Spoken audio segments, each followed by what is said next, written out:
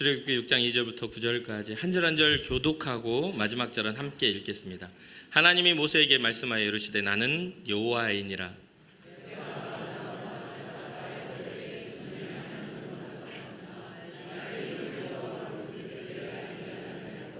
가나안 땅 곧 그들이 거류하는 땅을 그들에게 주기로 그들과 언약하였더니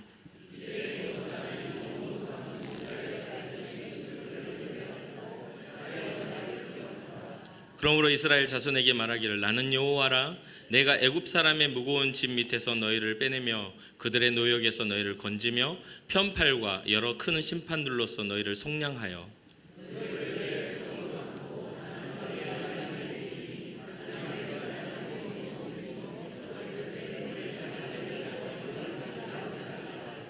내가 아브라함과 이삭과 야곱에게 주기로 맹세한 땅으로 너희를 인도하고 그 땅을 너희에게 주어 기업을 삼게 하리라. 나는 여호와라 하셨다 하라.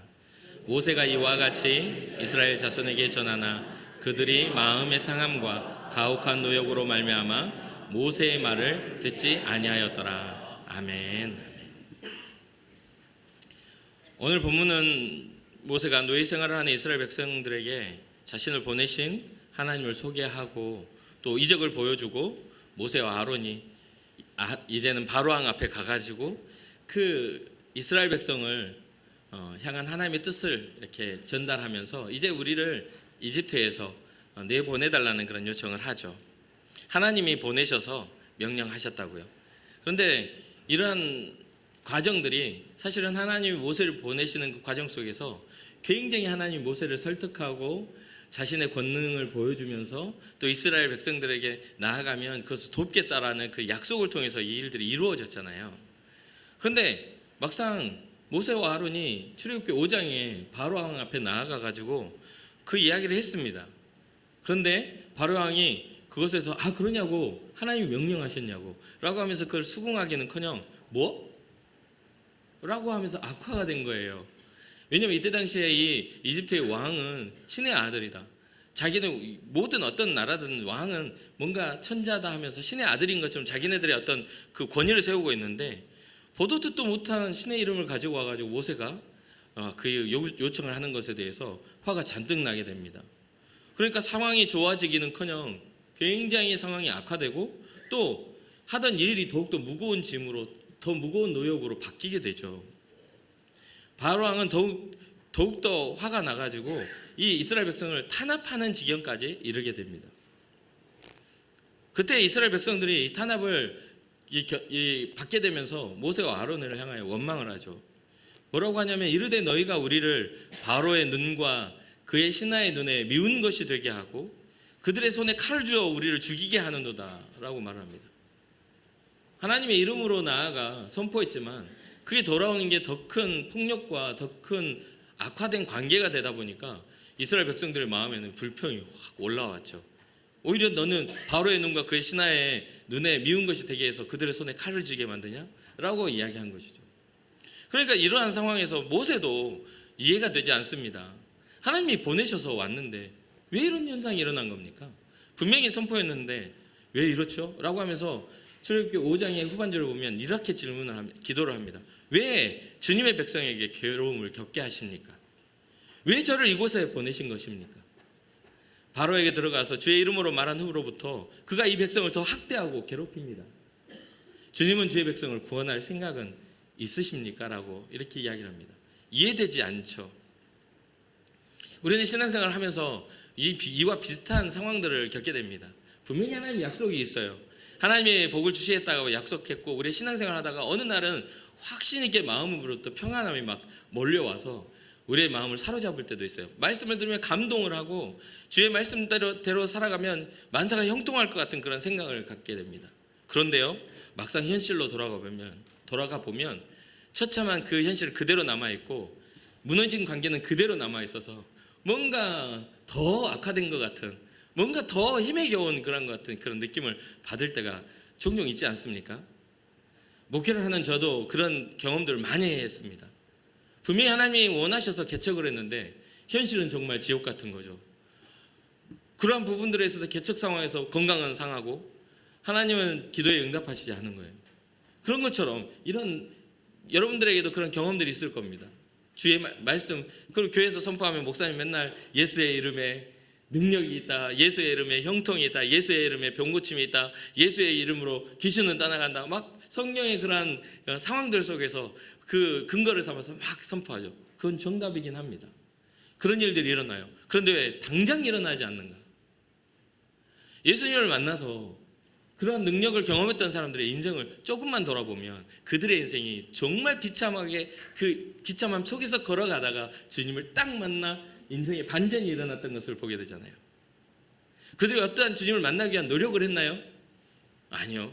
어떤 이들은 그냥 도래할 그 하나님의 나라, 하나님의 약속이 임하시는 것들에 대해서 기다리는 사람도 있었지만 언제라는 그 약속이 없이 그냥 마냥 기다렸던 사람도 많아요. 어떤 사람들은 아예 그런 소망을 갖지 못하고 살다가 주님을 딱 만나서 인생이 변화되는 그런 경우도 있죠. 주님의 소문이 들리니 주님을 만나면 변화되겠다는 생각인 것처럼 말이죠. 그런데 어떤 이들은 기다려도 주님의 때가 성취되지 않는 것을, 그것 때문에 너무너무 힘든 것들을 보게 돼요.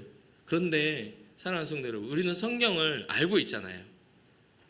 지금 현재 모세를 통해서 바로에게 보내심을 받아 주의 이름으로 그걸 선포했음에도 바로는 그것을 받아들이지 않고 완악하여 오히려 이스라엘 백성을 괴롭히는 그 과정들, 왜 그렇게 되었는지를 우리는 스토리를 알고 있잖아요.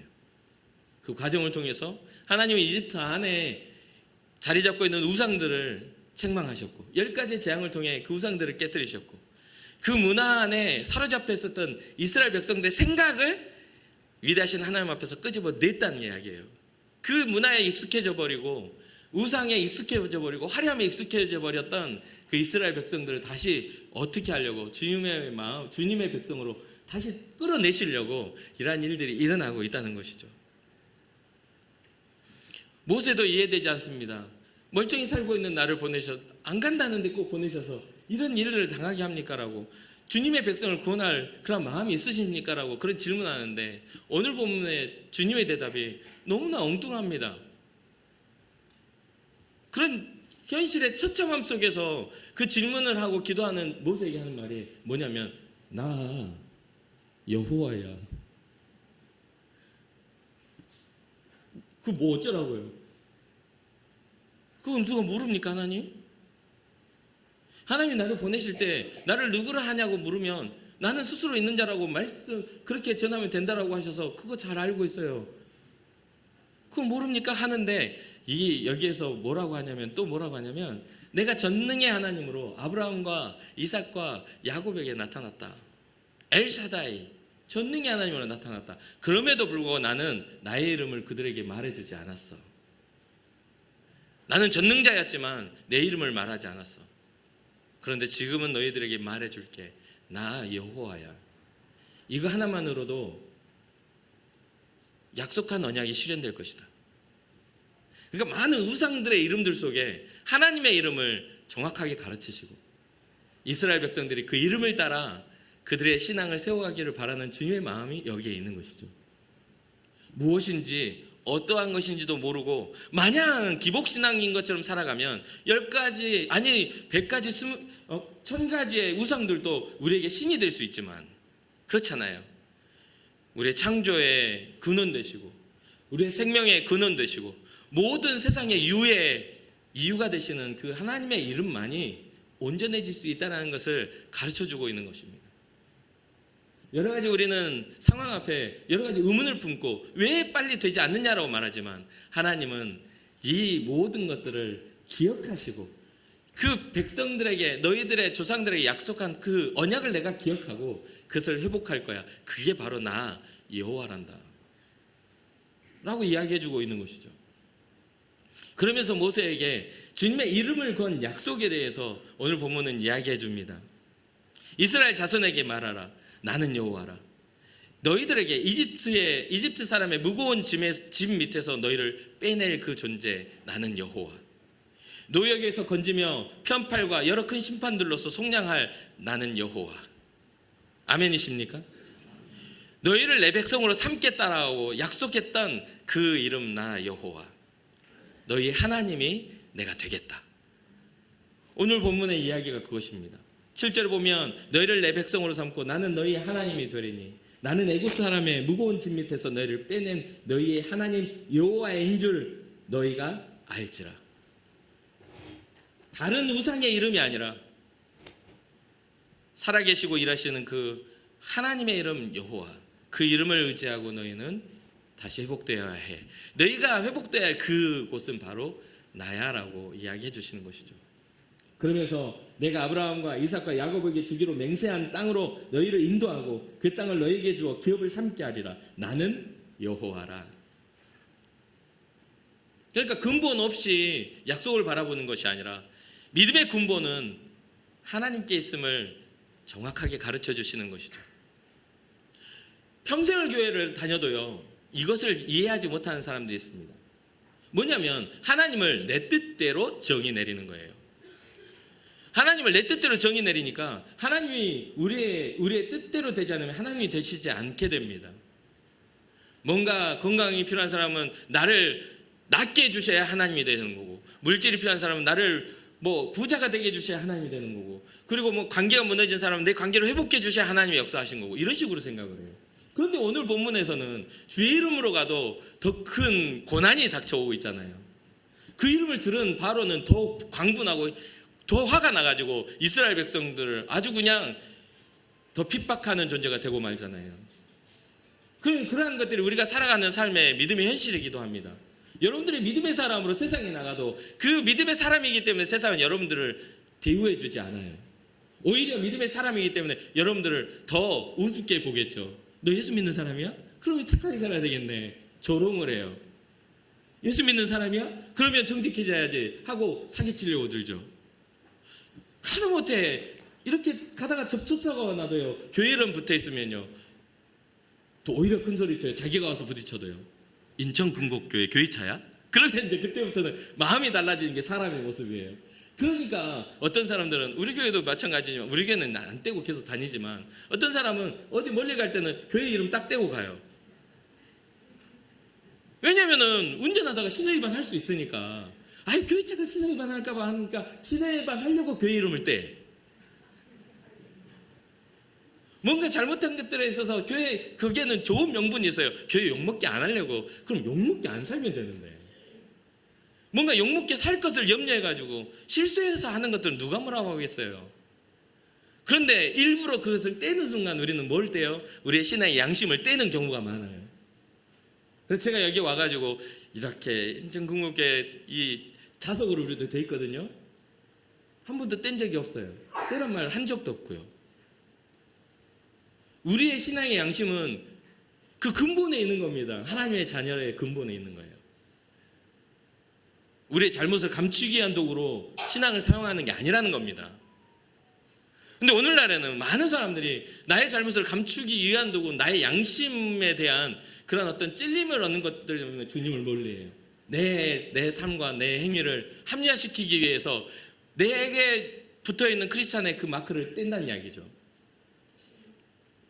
이스라엘 백성들도 마찬가지입니다. 주의 이름을 들었지만 그들의 현실에서 이렇게 약속된 것들을 이야기를 해요. 그러면서 하는 말이 나는 여호와라 하셨다 하라 라고 하면서 전해받아요.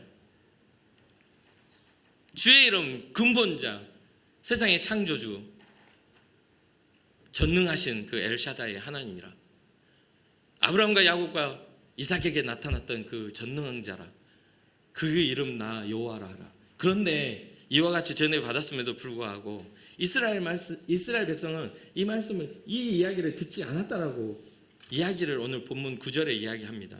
모세가 이와 같이 이스라엘 자손에게 전하나 그들의 마음이 상함과 가혹한 노역으로 말미암아 모세의 말을 듣지 아니하였더라. 이 두 가지의 이유가 나와요. 첫 번째 뭡니까? 마음이 상해버린 거예요. 그래서 목회를 하면서 제가 이렇게 설교를 막 이렇게 할 때마다 은혜 못 받는 사람들의 특징이 마음 상한 사람들은 절대 은혜를 못 받습니다. 저 목사 꼴보기 싫어 죽겠는데 또 나왔네 이렇게. 아니면 다른 사람, 저 권사 교회 나왔어? 저 장로 나왔어? 마음이 상해 있는 사람은 절대 은혜를 못 받아요. 은혜가 들어가면 뭐 해야 돼요? 용서해야 되니까. 은혜가 들어가면 사랑해야 되니까. 은혜가 들어가면 미움보다는 그 좋은 감정과 온유함을 가져야 되니까. 투기하는 마음보다 온유함이 있어야 되니까. 은혜가 들어가면 하나님의 마음을 가져야 되니까. 그러니까 잠깐 뭘 떼요? 떼놓고 내가 쓸 감정을 다 쓴 다음에 나중에 자기가 필요하고 하나님 앞에 복을 받을 때는 갖다가 딱 붙여. 나 예수 믿는 사람 크리스찬이잖아요. 하나님, 내가 주의 이름으로 기도하고 있잖아요. 들어주세요. 근데 인간성은 아주 더러워. 바뀌지 않아. 과거의 그 구습을 버리지 않고 현재 내가 필요할 때만 갖다 붙이는 그게 신앙은 아니라는 거죠. 신앙이라는 건 뭐냐면요, 이 나는 여호와라라는 이 말에 있는 겁니다. 이 말은 뭐냐면 내가 주권자라. 너희를 구원할 사람, 그 약속을 기억하고 너희를 구원할 존재는 나야. 너희의 울부짖는 원통함이 아니라 그것을 불쌍히 여겨주시는 하나님이시라는 것을 말해주고 있는 거예요. 지금 이스라엘 백성은 바로왕과의 어떤 그런 그 다툼과 바로왕과의 그런 영적인 전쟁에서 아무런 지분이 없어요. 그들은 무능력한 자들이에요. 그들은 하나님의 이름을 온전히 믿지도 못하고 그들은 죄 가운데 하나님을 잃어버린 사람들이에요. 그런데 그들은 뭐를 이야기하죠? 우리를 구원해달라는 요구만 하고 있다는 거죠. 이미 나중에 가서 성경을 보다 보면 과거에 우리가 그 고난 속에 광야 속에서 우리가 애굽에 있었을 때를 더 나았도다 하는 그런 원망들이 나중에 나오거든요. 너무나 무지하고 너무나 하나님 앞에 믿음이 없는 모습을 보여요. 그러니까 우리의 모습이 그렇게 돼서는 안 되겠죠. 교회는 다니고 있으나 신앙자는 안 되는 모습. 교회는 다니고 있으나 세상에 나가면 그 교회 다니는 타이틀을 떼놓는 그런 모습들이 돼서는 안 될 거 아닙니까? 그러니까 여러분, 우리의 신앙의 근본은 나는 여호와라 하는 주님의 선포 아래 우리는 주님을 믿는 신앙자로 주님 앞에 서야 됩니다. 우리의 소원을 성취하시는 그 하나님이시지만 그 소원을 우리의 요구를 따라 이루시는 하나님이시지만 그 주권은 주께 있다라는 것이죠. 신앙은 그런 거예요. 우리는 경외함으로 주님 앞에 나아가는 것이죠. 그래서 사랑하는 성도 여러분, 마음이 상하는 일을 조심하셔야 돼요. 근데 여기서 단순하게 마음이라는 것은 내 감정적인 상함을 뜻하는 게 아니에요. 근본이 상해버린 상태. 근본이 상한 상태는 뭡니까? 하나님을 향한 신앙을 잃어버린 상태를 의미해요. 그들의 마음이 하나님을 알지 못하니까, 하나님이 어떤 존재인지를 경험해 본 적이 없으니까 쉽게 하나님에 대해서도 상해버리는 거죠. 하나님에 대한 기대가 없는 겁니다. 그러니 수십 년을 교회를 다녀도 주님에 대한 기대가 없는 사람들이 너무너무 많아요. 그렇게 되면 어떻게 되냐면요, 기대가 없기 때문에 무너짐이 빨라요. 무너짐이 빨라. 하나님을 진정으로 아는 사람들은 어떠한 역경 앞에서도 무너지지 않아요. 주님이 하실 거라는 신뢰와 신앙을 가져요. 왜? 성경이 우리에게 분명히 가르쳐 주니까. 광야 가운데서도 불기둥으로 구름기둥으로 만나로 여러 가지의 그런 어떤 매출하기로 광야의 승수로 이끄실 하나님에 대한 그 기대가 있으니까. 요단강물을 가르셨고 여리고성을 무너뜨렸던 하나님에 대한 우리는 그 믿음이 있으니까. 우리보다 먼저 자리 잡고 있는 그 모든 악한 세력도 주님이 앞서가시며 우리에게 약속한 땅을 주시라는 그 믿음이 성경을 통해 그걸 우리는 알고 있으니까. 그것을 기대하는 사람은, 하나님의 일하심을 기대하는 사람은 흔들리지 않아요. 근데 그 기대가 없는 사람은 작은 거 하나에도 삐지고 그 모든 것들이 무너지고 마는 거죠. 사람은 어떤 때 진가가 드러난다고요?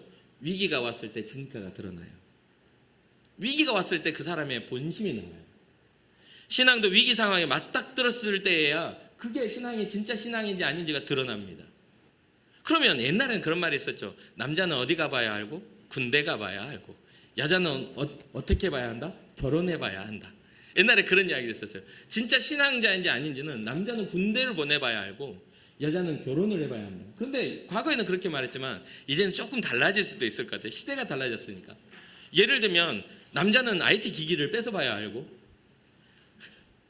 IT 손에 들고 있는 모든 어떤 기계들이나 좋아하는 것들을 뺏어봐야 알게 되고, 여자는 틱톡이나 릴스나 넷플릭스나 다른 동영상 사이트나 SNS나 그런 걸 못하게 해봐야 안다는 그런 이야기가 농담처럼 있어요. 요즘은 완전 시대가 달라졌으니까 다들 중독되어 있는 상태죠. 완전 중독되어 있는 상태. 그래서 그런 것 하다가 교회에 나오지 못하는, 늦게까지 잠 안 자고 있다가 교회에 나오는 것들을 아까워하는 시대가 되고 말았어요. 과거에 어떤 청년들이 저한테 그래요. 목사님, 우리는요 해가 뜰 때 눈을 감아요라고 해요. 무슨 말이죠? 밤새도록 놀다가 해가 떠오를 때 잠을 잔대요. 시대가 이렇게 바뀌어 버렸어요. 하루의 성실함으로 해가 뜰 때 시작하여 해가 질 때 잠자리에 드는 그런 시대가 아니라 이제는 언제 어느 때든 위치와 상관없이 뭔가를 할 수 있는 시대가 돼서 우리의 모든 생활 패턴이나 모든 것들이 망가져 있어요. 그러니 이 세상에 바라봤을 때 정기적인 예배를 드리는 교회는 얼마나 힘든 곳이냐 이 말이에요. 주님 앞에 나와 예배드려야 한다는 것, 이 시간을 구해서 뭔가 이 시간을 지켜야 된다는 것 자체가 그들에게는 고통이고 괴로움이라는 거죠. 왜 그런 현상이 일어날까요? 신앙이 주님께 맞춰진 게 아니라 자기의 삶에 맞춰져 있기 때문입니다. 자기의 형편에 맞춰져 있기 때문이에요. 그러면 그렇게 맞춰지면 이스라엘 백성은 출애굽을 할 수가 없어요. 강권하시며 일하시는 그 여호와 하나님의 역사가 있었기 때문에 그들은 그 노예 생활에서 그 압제당하는 삶에서 벗어날 수 있었던 거거든요. 사랑하는 성도 여러분, 우리의 영이 상하고 우리의 마음이 상한 것을 절대로 우리는 그냥 내버려 두면 안 돼요. 우리가 하나님 없는 다른 삶을 살아가고 하나님이 없어서 성공할 수 있다는 그런 세상의 가르침에 우리가 물들게 내버려 두면 안 돼요. 하나님이 나의 생명의 근원자다. 하나님은 나의 여호와시다. 나를 구원할 자다. 이러한 믿음의 신앙이 여러분들과 저의 삶에 굳건하게 자리 잡기를 주님으로 축복합니다. 위기라는 건 모두에게 같은 모양으로 다가오는 게 아니죠. 개인적인 취향과 개인적인 삶의 그런 추구를 통해서 그 위기가 다가옵니다. 다들 옳은 이야기를 해요. 다 옳은 이야기를 해요. 그런 이야기는 별로 없어. 제가 교회 생활을 목회를 많이 하면서요, 이 사람들 다양한 그런 것들을 많이 경험하거든요. 근데 사람들이 와서 이야기하는 것 중에 틀린 건 별로 없어요. 다 옳은 말을 해요. 목사님, 교회는 이래야 되잖아요. 교회라면 이 정도는 돼야 되지 않아요? 맞죠, 맞습니다. 그럼 저쪽 다른 분이 와가지고 또 다른 이야기를 교회라면 이래야 된다고. 그럼 어떤 이야기를 하냐면, 식당에서 일하는 분들은 교회 식당은 이래야 된다고. 그렇잖아요. 그리고 뭔가 봉사 자리에 있는 사람은 교회의 봉사는 이래야 된다 하고, 또 어떤 리더의 자리에 있는 사람은 또 리더로서 교회라면 이래야 된다면 각자 요구를 다 해요. 다 요구합니다. 그 중에 틀린 이야기는 없어요. 틀린 이야기 없어. 그런데 왜 그것이 함께 하나가 되지 못하고 서로의 요구를 따라 분쟁을 일으키는 거죠? 왜 그런 현상이 일어날까요? 그 주체, 교회가 이래야 된다는 그 주체가 옳은 이야기는 하지만 하나님의 뜻이 아닌 내 뜻이기 때문에 그래요. 한 마음을 이루라는 하나님의 말씀, 성령으로 한 마음을 이루라는 말씀, 우리는 주의 음성을 듣지 않고 나의 뜻을 관철시키기 위한 말들을 하기 때문에 하나가 되지 못하는 겁니다. 이 땅의 교회의 구원의 역사는 우리의 의지와 우리의 뜻에 의해서 결정되는 것이 아니라 하나님의 그 역사와 그 복음으로 인하여 하나님의 구원은 이루어지는 거예요. 이스라엘 백성들의 상태가 아니에요. 하나님의 작정인 거죠. 이 백성을 나의 언약을 기억하고 구원하리라. 이 백성을 내가 약속한 대로 이루어가리라. 우리가 애쓰고 노력하는 건 나머지 문제죠. 떠나라 할 때 짐 싸고 떠나는 건 우리의 문제지만 그 모든 것들을 이루어가시는 하나님이시라는 거예요. 그리고 두 번째 뭐냐면 마음의 상함의 그 이유가 뭐예요? 가혹한 노역에 있었죠. 근데 이들이 이때만 상해 있나요? 아니요. 그들의 부르짖음을 하나님 듣고 그들의 괴로움을 듣고 모세를 예비하여서 보내셨잖아요. 하나님의 그 방법을, 하나님의 구원을 이루기 위해 주의 사람을 보냈지만 이들은 이 가혹한 노역에 자기네들이 원하고 바랬던 것들은 이미 잊어버리고 그 힘든 현실에 그냥 매몰되어 있는 거죠. 하나님이 구원하시겠다라는 약속은 뒷전이고 이것부터만 빨리 가져가라고 이야기하고 있는, 내 삶을 변혁시키고 내 삶을 안전하게 만드는 그런 비나이다 샤머니즘 신적인 요소로만 그렇게 바라보고 있는 겁니다. 재앙이 일어나지 않기 위해서 하는 그런 종교적인 행위인 거죠. 종교적인 행위. 그것은 어느 종교나 다 가지고 있는 거잖아요. 종교적인 행위를 가지지 않는 종교는 아무것도 없어요. 오히려 기독교가 가장 헐거워요. 가장 헐겁고 가장 자유로워요. 그리스도 예수 안에 생명의 성령의 법이 우리의 사망의 몸에서 우리를 자유롭게 하셨다는 그것 자체가 우리를 너무나 자유롭게 해서 우리를 너무나 방종된 삶으로 우리를 이끌어갑니다. 뗐다 붙였다, 뗐다 붙였다, 뗐다 붙였다, 반대네요. 뗐다 붙였다가 아니고 뗐다 붙였다. 이렇게 하는 겁니다. 그리고 너무 얼마나 자유롭습니까? 그런데 사람은 너무나 재밌게 이것을 강제하고 붙잡으면 더 그거 잘 들어요, 사람들이. 그래서 이단에 빠지는 이유가요. 이단은요 완전히 목줄을 쥐어틀고 저주받을 것처럼 해가지고 못 벗어나게 합니다. 말 한마디 잘못하면 저주받아 죽어야 돼요. 얼마나 저주를 한꺼번에 해버리는지, 사람이 진짜 죽게 저주를 해버리니까 얼마나 무서워. 그렇잖아요. 얼마나 무서워. 근데 하나님은 자기를 거역하고 일어난 백성들에게 뭐라고 해요? 내가 너희들의 한 약속을 기억해. 너희들을 속량해 줄 거야. 믿지 않고 불평하며 불신앙을 가지고 있는 그들에게 너희들을 속량해 줄 거야. 나의 이름은 여호와단다. 영원히 변치 않을 그 이름. 내 이름을 걸고 너희들을 구원할 거야. 약속한 땅으로 이끌어 갈 거야 라고 계속 설명을 해요. 그럼 쭉 이 상태에서 쭉 여러분들 성경에 관심 있으면 읽어보세요. 그렇게 사랑하며 설명을 해도 이스라엘 백성은 끊임없이 불평을 하고 끊임없이 불신앙을 하고 끊임없이 우상을 만들어냅니다. 그런 걸 좀 배웠으면 우리는 그렇지 말자라고 해야 되는 게 오늘날 우리의 모습 아닙니까? 근데 똑같은 모습을 하고 살아. 이스라엘 백성의 어리석음을 똑같이 그런 답습하고 반복되는 우리의 모습을 깨닫지 못해. 그 무지함을 계속해서 말을 해줘야 되는 그런 존재로 살아. 가혹한 노역 현실, 예수님을 잘 믿어도 현실은 계속 그래요. 오히려 예수님 안 믿는 사람도 편하게 살 수도 있다고 항상 말씀드리잖아요.